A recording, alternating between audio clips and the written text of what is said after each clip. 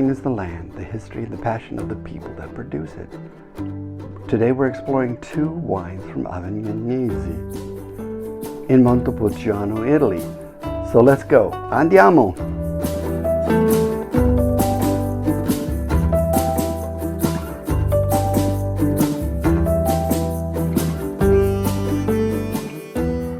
Welcome everyone. I'm Greg the Wine Traveler. Avignonesi is in southern Tuscany in the Golden Hills around Montepulciano. Montepulciano. It reminds me of California, except with castles. How cool is that? It gets hot here, but it's close enough to the ocean that the breezes come in at night and cool off the vineyards. It's perfect for growing grapes, and it's beautiful. I love Montepulciano. So much wine, so little time. Let's first try the Rosso di Montepulciano 2017. I always swirl the glass. Get a good sense of the perfume. That's good.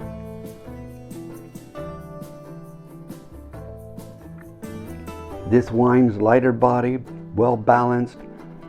It is still the Sangiovese that you might expect, but also the fruit is up there.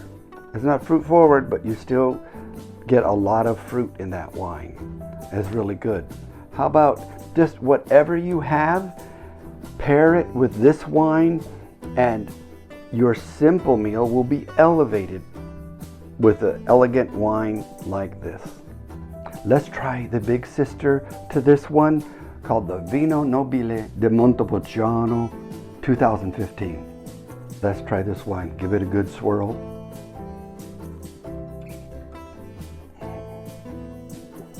Okay, the fruit's still in there, but the fruit is not so strong anymore compared to this wine.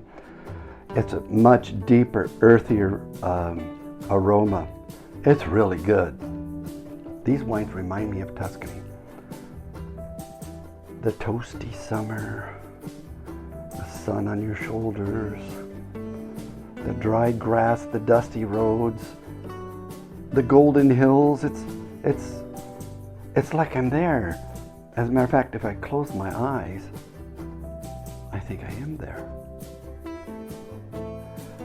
If you appreciate wine and travel and getting away from the tourists to go explore places that most other people don't go, give me a like, subscribe to my channel. I've got a lot more to share with you. Guys, when you go to Avignonesi, please plan to take some time.